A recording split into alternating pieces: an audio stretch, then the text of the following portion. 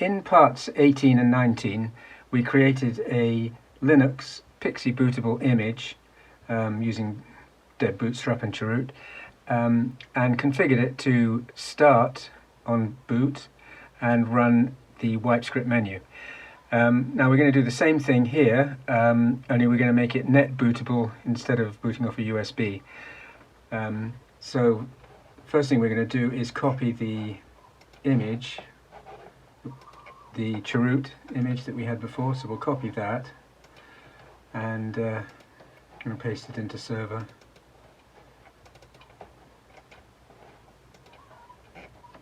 This is going to take a while, so while it's doing it I'll pause.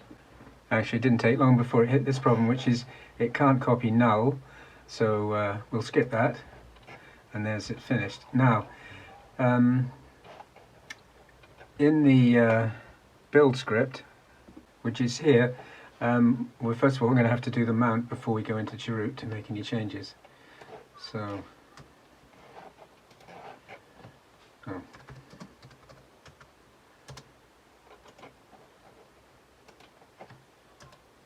okay, that's it mounted. Now go into chroot.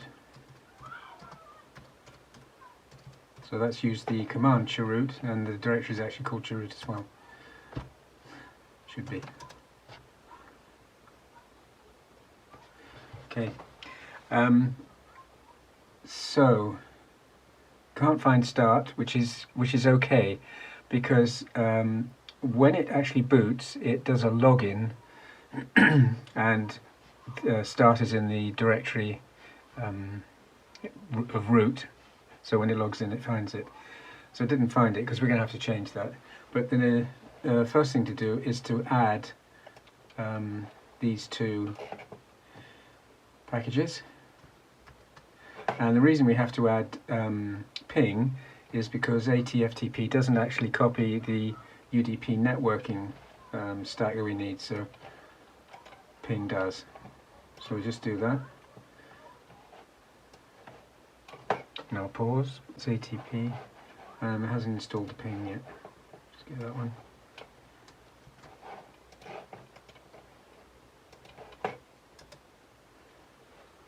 Okay, this takes a little longer. Okay, so the way this is going to work is start is going to run. Now this start is different and it's going to have to be overwritten. This is different to the one for the USB, which looked for the files on a USB. This is going to look for the files over the network using trivial FTP, and the first thing it's going to do is copy a file called copy files from wipe. Now the reason I do this is so that if you ever need to make a tiny change to one of these wipe scripts, it's not necessary to rebuild the image. It's you just change the file, and then the copy will pick up the new one. And if you want to add anything, you just add it to copy files, and it's in there. So a new entry into menu or something, quite easily done and quick. So let's try this command in chroot.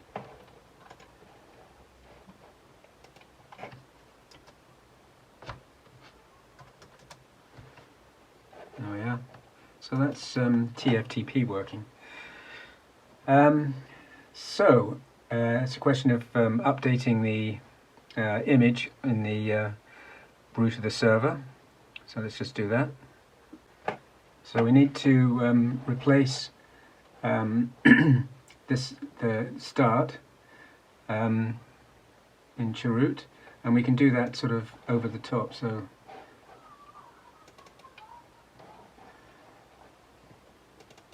oops.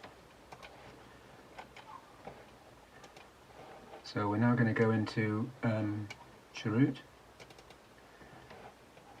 root, and replace it.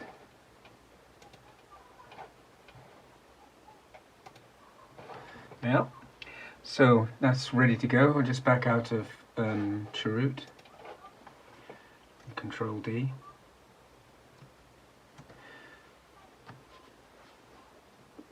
As I said, if root logs in, he will pick it up. So let's log in as root.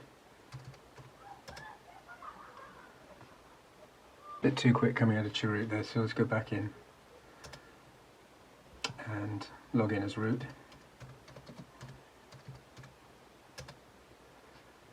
And there's the menu that we'll see when we boot it. Getting out of this is a bit tricky, which, as I say, it's good just as well it doesn't start every time you go into chroot. So we do this, and then nope. And then you can find the exit back into the main operating system, where we have to do the unmount. It's important to do the unmount because if you leave anything mounted, it causes havoc when you build it. Okay, so that's it unmounted. And the next thing to do is to build it. So we'll do, and we have to be root again to do this because there are files in there that only root can see. And this make image I will obviously put in the comments, and it builds just like it did in when we were building it for the USB. And that's it finished. So I say this make image for the net bootable version puts the resulting initRD straight into the directory for the server, so it's already there. The directory for the server got the same grub file that we had in the last video, and in wipe we have all the array scripts which TFTP is going to pick up, the initRD that we've just made, and the Linux kernel. So that's ready to boot. So I'll just do that. So we'll just boot that.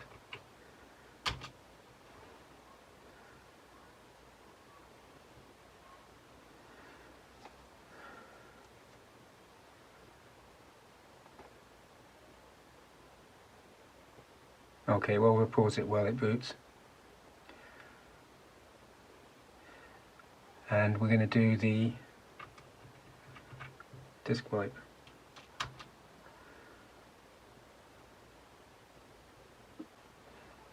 So it's just finishing off the boot. And there's the menu, which will allow us to erase, run a shell, everything. Okay, so that's worked, and I have to say that was a bit slow loading, so next video we're just going to make that speed up a bit.